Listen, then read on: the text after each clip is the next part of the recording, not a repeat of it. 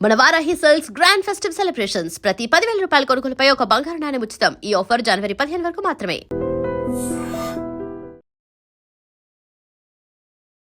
టాటానగర్ నుండి బయలుదేరిన రైలు ఒక్కసారిగా యలమంచిలి రైల్వే స్టేషన్ దగ్గరకు వచ్చేటప్పటికి ప్రమాదానికి గురైంది. ఎర్నాకుల్ ట్రైన్ చూస్తున్నారు కదా, ఆల్రెడీ M2B1 బోగీలు 2 పూర్తిగా దగ్ధమయ్యాయి. అందులో ఒక వ్యక్తి కూడా సజీవ దహనమైనట్లు తెలుస్తోంది. కానీ తెల్లారేసరికి ట్రైన్ యాక్సిడెంట్ అనేటప్పటికీ రైలు ప్రమాదం, రైల్లో పూర్తిగా మంటలు అలముకున్నాయని చెప్పి వచ్చినటువంటి వార్తలు ప్రతి ఒక్కరిని తీవ్ర భయాందోళనకు గురి చేశాయి. మరొక వైపు ఈ 2 బోగీల్లో ప్రయాణిస్తున్నటువంటి ప్రయాణికులు కూడా తమ ప్రాణాలు కాపాడుకోవటానికి భయంతో పరుగులు పెట్టినటువంటి పరిస్థితి ఉంది. అయితే 2 గంటల పాటు శ్రమించి 2 బోగీల్లో కూడా మంటలు పూర్తిగా అదుపులోనికి తీసుకొచ్చారు. మీ అందరికీ తెలుసు, ఫైర్ ఫైటర్స్ వాళ్ళ ప్రాణాలు తెగించి మరి ఎక్కడ ఎలాంటి ప్రమాదాలు విపత్తులు జరిగినా వాళ్ళ పనితీరు నిజంగా చెప్పాలంటే ఖచ్చితంగా మనం అందరం అప్రిషియేట్ చేయాల్సిందే.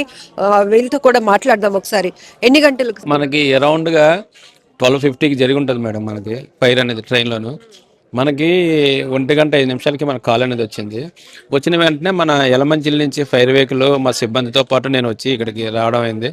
మనం వచ్చేటప్పటికి దట్టమైన పొగ మంటలతోని మొత్తం స్టేషన్ అంతా అసలు దారి అనేది కనిపించకుండా ఉందా సార్. మన దగ్గర ఈ మాస్కులు ఇవన్నీ ఉండడం మనం వెళ్ళి దగ్గర నుంచి ఫైర్ ఫైటింగ్ చేసాం. అప్పుడు ఇంత పెద్ద ఫైర్ ఉండడం వల్ల మనం ఏం చేసామంటే మన వెహికల్ సరిపోదని చెప్పి మా డిస్టిక్ ఫైర్ ఆఫీసర్ గారు డిఎఫ్ఓ గారికి కాల్ చేస్తే ఆయన ఇక్కడికి అటెండ్ అయ్యి అనకాపల్లి నుంచి ఒక 2 వెహికల్స్ రప్పించాం మేడం. అనకాపల్లి 2 వెహికల్స్, నక్కపల్లి మొత్తం 4 వెహికల్స్తో కూడా ఇంచుమించు గంట 1 hour 45 minutes దగ్గర మనం కంప్లీట్ చేసాం మేడం ఫైర్ అనేది. మిగతా బోగిలకి మనం అంటుకోకుండా ఏం చేసామంటే బోగిలు కట్ చేయించాం మేడం. మిగతా మొత్తం బోగిలు ఉన్నాయి కదా, ఈ 2 బోగిలు బ్యాక్ ఫ్రంట్ అట్లా విడగొట్టేసి అటు జరిపించి ఇటు జరిపించడం వల్ల మిగతా బోగిలకి మంట అనేది వ్యాపించకుండా ఈ 2 బోగీలు కాలిపోయిన బోగీలు ఏవైతే B2 M2B1 ఉన్నాయో రెండిట్లో దేంట్లో ఫస్ట్ ఫైర్ వచ్చింది? ఏదది B1 డోర్ దగ్గర నుంచి వచ్చి B2 దీనికి అంటుకుంది. మేము వచ్చేటప్పటికి B1 లో కొంచెం ఎక్కువ ఫైర్ ఉంది, తర్వాత M2 లో తక్కువ ఉంది. మేము వచ్చేటప్పటికి ఈ ఫైర్ అనేది ఈ 2 బోగీలు కూడా అంటుకోవడం జరిగింది మేడం. మేము 2 బోగీలకి మా దగ్గర ఉన్న ఫోమ్తోని వాటర్తోని దాన్ని ఫైర్ అనేది కంట్రోల్ చేయడం జరిగింది మేడం. సో మొత్తం ఎన్ని ఫైర్ వెహికల్స్ వచ్చేసరి, ఎంతమంది సిబ్బంది, ఎన్ని గంటల పాటు శ్రమించాల్సి వచ్చింది? 4 ఫైర్ వెహికల్స్ వచ్చాయి మేడం. సిబ్బంది ఒక 25 members సిబ్బంది అటెండ్ అయ్యాము. మేము తర్వాత రైల్వే వాళ్ళు తర్వాత వచ్చారు. అందరం కలిసి దాన్ని కంట్రోల్ చేయడం అయింది మేడం. పూర్తిగా దట్టమైన పొగ అలముకుంది. చూసేటప్పటికి బోగీలు 2 అట్లా తగలబడిపోతున్నటువంటి పరిస్థితి. అందులో ఉన్న ప్రయాణికులు ఎలా ఉన్నారు ఏంటి అనేటప్పటికి మొత్తం లగేజ్ అంతా కూడా కాలిపోయినట్టు. మేము వచ్చేటప్పటికి ప్రయాణికులంతా భయభ్రాంతులయ్యి వీళ్ళు ఇదంతా ఈ రోడ్ నుంచి అందరూ బయటికి వెళ్ళిపోతున్నారు. సిబ్బంది అది ప్రయాణికులంతా వాళ్ళ లగేజ్ అది 90% వాళ్ళది ఉండిపోవచ్చు మేడం, లోపల కాలిపోవచ్చు. దాన్ని మనం ఐడెంటిఫికేషన్ అయితే చేయలేదు. ఆ లగేజ్ అనేది ఐడెంటిఫికేషన్ చేయలేదు. 90% ఆ లగేజ్ కొంతమంది బ్యాగులతో రావడం మేము అయితే అబ్జర్వ్ చేసాం. ఇంకా ఎక్కువ లగేజ్ ఉన్న మాత్రం దాంట్లో ఉండిపోవచ్చు, లగేజ్ ఉండిపోవచ్చు. ప్రైమరీగా ఏమి ఇష్యూ? అది ప్రైమరీగా ఇష్యూ అనేది మనం ఐడెంటిఫై చేయలేము మేడం. అప్పుడే మనం ఏదైతే మనం దాన్ని ప్రాథమిక విచారణ జరిపించిన తర్వాత దాన్ని ఐడెంటిఫికేషన్ అనేది మనం చెప్పగలం. ఇప్పుడైతే ప్రెజెంట్ అయితే మనం ఏంది అసలు ఫైర్ యాక్సిడెంట్ ఎలా జరిగిందని మనం అప్పుడే దాన్ని చేయలేము మేడం. మనం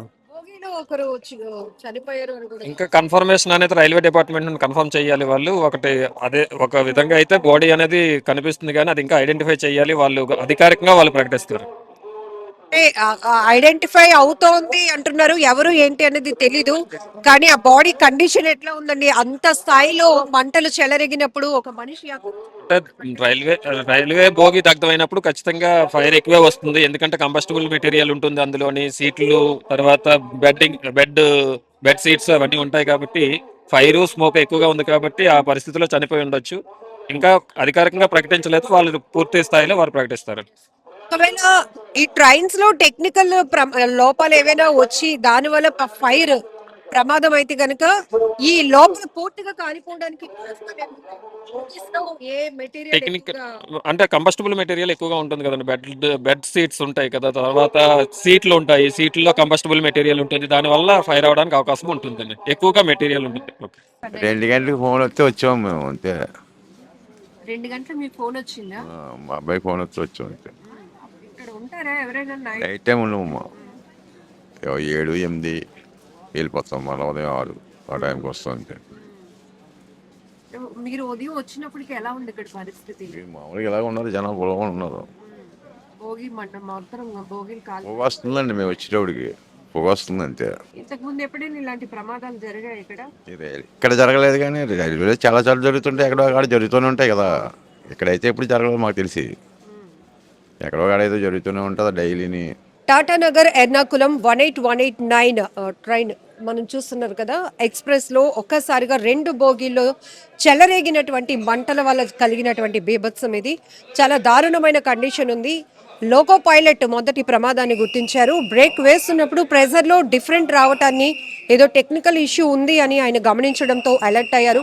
ఎలమంచిలి రైల్వే స్టేషన్ వరకు వచ్చేటప్పటికి ట్రైన్ని నిలిపివేయటం జరిగింది. ఒక్కసారిగా M2 B1 ఈ 2 కోచ్ల్లో 2 బోగీల్లో కూడా పూర్తిగా దట్టమైన పొగలు అలుముకున్నాయి. మంటల్లో పూర్తిగా మొత్తం కాలి బూడిదైనటువంటి పరిస్థితి. మీకు ఇన్సైడ్ చూస్తే కనుక బోగీల్లో ఏది కూడా మిగలలేదు. సో ఒక్కసారిగా ప్రమాదాన్ని గమనించినటువంటి ప్రయాణికులు ఈ ట్రైన్ ఆపిన వెంటనే కూడా చాలా ఫాస్ట్గా అందరూ కూడా భయంతో పరుగులు పెట్టారు. అయితే ఇందులో చూడొచ్చు మనం లగేజ్లు కూడా పూర్తిగా కాలి బూడిదైనటువంటి పరిస్థితి. అయితే M2 B1లో ఒక 70 years ఏజ్ ఉన్నటువంటి విజయవాడకు చెందినటువంటి వ్యక్తికి సజీవ దహనమైనటువంటి దుర్ఘటన. చాలా బాధాకరం. ఇప్పటికే అధికారులు ఇన్ఫర్మేషన్ ఇవ్వడంతో వాళ్ళ అమ్మాయి కూడా ఎలమంచిలి రైల్వే స్టేషన్కు చేరుకున్నారు. ఇప్పుడే అనకాపల్లి జిల్లా కలెక్టర్ విజయ కృష్ణన్ గారు కూడా మాట్లాడడం జరిగింది. సో ప్రమాదం చాలా బాధాకరం. ఏదైతే ఈ ప్రమాదంలో మృతి చెందినటువంటి కుటుంబానికి తన ప్రగాఢ సానుభూతి తెలుపుతున్నానన్నారు.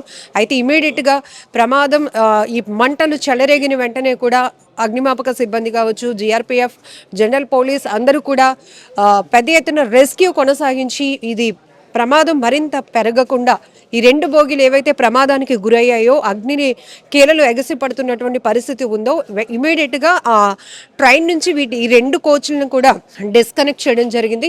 ఆ తర్వాత మిగతా ప్రయాణికుల్ని 4 ప్రైవేట్ ట్రావెల్ బస్సుల్లో వాళ్ళని సామర్లకోట తరలించడం జరిగింది. అక్కడి నుంచి వారు ప్రయాణం కొనసాగించడానికి ప్రాపర్ ట్రైన్ కూడా వాళ్ళకి సర్వీస్ అందించడం కూడా జరుగుతుందని చెప్తున్నారు. అయితే ఇక్కడ మనం చూడొచ్చు, ఇప్పుడు ఈ ట్రైన్కి సంబంధించి డిస్కనెక్ట్ అయినటువంటి ట్రైన్ ఇప్పుడే మూవ్ అవ్వడం కూడా జరిగింది ఎర్నాకుళంకి. సో ఇది అనకాపల్లి దాటిన తర్వాత నర్సింపల్లి అనే ఏరియాకి వచ్చేటప్పటికి ఇందులో పొగలు రావటం అనేది గమనించినట్లు తెలుస్తోంది. ఇమీడియట్గా యలమంచిలి రైల్వే స్టేషన్లో దీన్ని నిలిపివేశారు. పూర్తిగా మనం ఒకసారి చూడొచ్చు, M2 B1 2 కూడా AC కోచ్లే. ఈ రెండిట్లో కూడా పూర్తిగా ప్రమాదం జరగడం. అలానే ఇప్పటికీ కూడా ఇక్కడ మీరు చూస్తున్నారు ఫుల్ సెక్యూరిటీ ఉంది. ఎందుకంటే ఇప్పటికీ కూడా safety commission of south central committee కూడా ఇక్కడికి చేరుకోవడం జరిగింది. రైలు ప్రమాదాలకి ప్రధానమైనటువంటి కారణాలు చూస్తే కనుక టెక్నికల్ ఇష్యూస్ ఎక్కువగా చూస్తున్నాం. అందులోనూ AC కోచ్లో జరుగుతున్నటువంటి ప్రమాదాలు కూడా ఇవన్నీ విశ్లేషించుకుంటే కనుక పూర్తిగా అసలు ప్రమాదానికి కారణమైతే కనుక పైలట్ చెప్తున్నట్టు బ్రేక్ వేసినప్పుడు ఆ ప్రెజర్లు డిఫరెంట్ ఆయన గమనించడం వల్ల ప్రమాదం జరిగింది. ఖచ్చితంగా ఇది యాక్సిడెంట్ అనే నిర్ధారణకు అయితే రావడం జరిగింది. అయితే లోపాలు గుర్తించే పనిలో కూడా ఇప్పటికీ కమిషన్ కావచ్చు, విచారణ కూడా వేగవంతంగా కొనసాగిస్తున్నారు. బట్ తరచుగా ప్రయాణాలు అంటేనే ఒక రకమైన భయాందోళనకు గురి కావాల్సినటువంటి పరిస్థితి వస్తుంది. అది ట్రైన్, బస్, ఫ్లైట్ అని లేదు, రోడ్ల పైన ప్రయాణాలు, ఇలా ప్రతిదీ ప్రమాదంగా మారుతూ ఉండటం అనేది మరింత బాధాకరమైన విషయం. ఈరోజు టాటానగర్ నుంచి బయలుదేరి ఎర్నాకుళం వైపు వెళ్తున్నటువంటి ఎర్నాకుళం ఎక్స్ప్రెస్ అనేది ఎలమంచిలి దగ్గరకు వచ్చేటప్పటికి ఇలా ప్రమాదానికి గురి కావటం. ఎగ్జాక్ట్లీ ఎర్లీ అవర్స్ 12:45 టైంలో ఈ ప్రమాదాన్ని అయితే గుర్తించడం జరిగింది. ఒక బోగీలో మంటలు చెలరేగటం, ఆ పక్క బోగీకి కూడా అది వ్యాపించడం వల్ల మొత్తం 2 బోగీలు పూర్తిగా B1 M2 2 కోచ్లు కూడా 2 బోగీలు పూర్తిగా దగ్ధమయ్యాయి. మిగతా దాన్ని ఇమ్మీడియట్గా అలర్ట్ అయ్యి దాన్ని డిస్కనెక్ట్ చేయటం వల్ల పెద్ద ప్రమాదమే తప్పిందని చెప్పొచ్చు. అయితే ఇందులో ప్రయాణించే వాళ్ళు 143 మంది 2 కోచ్ల్లో ఉన్నారు. వారందరినీ కూడా 4 ప్రైవేటు ట్రావెల్ బస్సులను ఏర్పాటు చేసి వారిని ప్రస్తుతానికైతే సామర్లకోట వరకు అక్కడి వరకు తరలించారు. అక్కడి నుంచి వారు ప్రాపర్గా వాళ్ళు ప్రయాణం చేయాల్సినటువంటి పరిస్థితిని బట్టి ట్రైన్ సర్వీస్ని అందిస్తామని కూడా చెప్తున్నారు. ఏది ఏమైనప్పటికీ ఒక్కసారిగా తెల్లారేసరికి ఎలమంచిలిలో ఎర్నాకుళం ఎక్స్ప్రెస్లో రైలు మంటలు చెలరేగాయి అని వార్త వచ్చిన వెంటనే ప్రతి ఒక్కరు తీవ్ర భయాందోళనకు గురయ్యారు. దాంతోపాటు అందులో ప్రయాణిస్తున్న వాళ్ళు కుటుంబాలు అయితే గనక ఒక రకమైన ప్యానిక్లోనికి వెళ్ళిపోతారు. ఎందుకంటే పలానా ట్రైన్లో పలానా బోగీల్లో ప్రమాదం జరిగిందంట, కాలి బూడిదయ్యాయి అంటారు. కానీ అందులో ప్రయాణిస్తున్న మా వారి పరిస్థితి ఏంటి అంటూ కూడా చాలామంది ఒక రకమైన ఆందోళనకు భయానికి గురయ్యే పరిస్థితులు కూడా ఉంటాయి. ప్రస్తుతానికైతే మిగతా వారందరూ కూడా ఇంకెవ్వరికి ఎటువంటి గాయాలు కూడా కాలేదు, అందరినీ సేఫ్గా తరలించామని చెప్తారు. అయితే ఇప్పుడు మీరు చూస్తున్నటువంటి ఈ కోచ్ ఏదైతే ఉందో B1 దీంట్లో మాత్రం విజయవాడకు చెందిన 70 ఏళ్ల వ్యక్తి, ఆయన పేరు చంద్రశేఖర్గా తెలుస్తుంది. ఆయన మాత్రం అందులో ఉన్నట్టుగానే సజీవ దహనం అయిపోయారు. చాలా బాధాకరం. అయితే రెస్క్యూ కొనసాగించిన అగ్నిమాపక సిబ్బంది, ఫైర్ ఫైటర్స్ కూడా ఆ మృతదేహాన్ని గుర్తించామని చెప్పారు. అయితే పూర్తిగా కాలిపోవడం వల్ల అది ఎవరు ఏంటి అనేది కూడా మేము చెప్పలేము, కానీ రైల్వే అధికారులు మాత్రం దాన్ని డిక్లేర్ చేయగలరు అన్నారు. ఆ ప్రకారంగానే ఇప్పుడు కలెక్టర్ గారు మాట్లాడినట్టు కూడా ఆయన ఏజ్ 70 years ఉంటుంది, విజయవాడకు చెందినటువంటి వ్యక్తిగా చెప్తున్నారు. పూర్తి వివరాలు అయితే కనుక ఇంకా చెప్పలేదు, కానీ ఇన్ఫర్మేషన్ ఇవ్వడం వల్ల వాళ్ళ అమ్మాయి కూడా రైల్వే స్టేషన్కు చేరుకున్నారు అని చెప్తున్నారు. ఏది ఏమైనప్పటికీ కూడా ఇది ఒక బాధాకరమైన దుర్ఘటన అనేది చెప్పాలి. ఒక్కసారిగా ప్రయాణాలు గమ్యస్థానానికి చేరాల్సిన వాళ్ళు ఒక్కసారిగా ఇట్లాంటి ప్రమాదాల వల్ల తీవ్ర భయభ్రాంతులకు గురి కావాల్సినటువంటి పరిస్థితులు ఉంటాయి. అయితే మంటలు చెలరేగిన వెంటనే మాత్రం లోకో పైలట్ అలర్ట్ వల్ల పెద్ద ప్రమాదం తప్పిందని చెప్పాలి. సో లోకో పైలట్ ఇప్పుడు దీనికి డిస్కనెక్ట్ చేసినటువంటి ట్రైన్ కూడా ఇప్పుడే మూవ్ ఆన్ అయింది. ఎందుకంటే ఇప్పటికే ఆలస్యం అయింది చాలాసేపు. ఆ పైలట్తో కూడా అనకాపల్లి జిల్లా కలెక్టర్ విజయకృష్ణన్ గారు మాట్లాడడం జరిగింది. అసలు ఏం జరిగింది, పూర్తిగా ప్రమాదానికి కారణం ఏంటి అని కూడా ఆమె అడిగి తెలుసుకున్నారు. ఆ తర్వాత మీడియాకి అడ్రస్ చేస్తూ కూడా ప్రమాదానికి సంబంధించి పూర్తి డీటెయిలింగ్ కూడా ఇవ్వడం జరిగింది. ఎలమంచలి స్టేషన్లో train number 18189 Tatanagar to Ernakulam వెళ్ళే ఎర్నాకుళం ఎక్స్ప్రెస్లో బ్రేక్ వేసినప్పుడు ప్రెషర్లో డిఫరెన్స్ వస్తుంది అని ట్రైన్ ఇంజిన్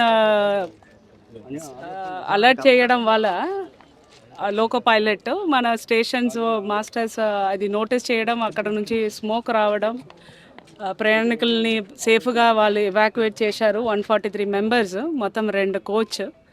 దాంట్లో పుష్ అండ్ పుల్లో ఒక 75-year-old person, native of Vijayawada, unfortunately చనిపోయడం జరిగింది. సో వాళ్ళ డాక్టర్కి కూడా ఇన్ఫర్మేషన్ ఇచ్చాము. డాక్టర్ కూడా స్టేషన్కి వచ్చి ఉన్నారు. మన రైల్వేస్ ఫారెన్సిక్ డిపార్ట్మెంట్ వచ్చిన తర్వాత యాక్సిడెంట్ దేని వల్ల జరిగింది, ఆ కోచ్ రెండిట్లో అనేది అసర్టైన్ చేస్తారు. దీని లోపల మనం స్ట్రాండ్ అయిన ప్యాసింజర్స్ అందరికీ కావాల్సిన మిల్క్, బ్రెడ్, బిస్కెట్స్, వాటర్ అన్నీ అందించడం జరిగింది డిస్ట్రిక్ట్ అడ్మినిస్ట్రేషన్ తరఫున.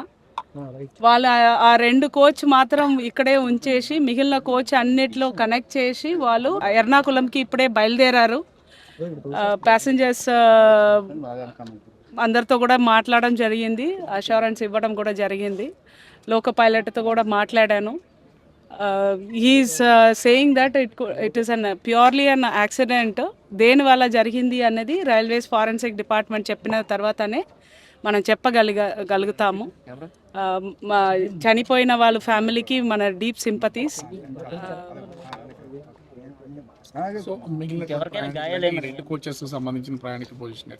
వాళ్ళు 143 మంది, 2 కోచెస్ సంబంధించిన వాళ్ళు. వాళ్ళందరినీ 4 బస్సులో ఇక్కడే కమర్షియల్ వింగే అరేంజ్ చేసి వాళ్ళని సామల్కోట స్టేషన్ తీసుకెళ్లారు. అక్కడ నుంచి కనెక్టింగ్ ట్రైన్ పెట్టేసి వాళ్ళని వాళ్ళ డెస్టినేషన్కి తీసుకెళ్ళిపోతారు. No injuries, everyone is safe. Thank you.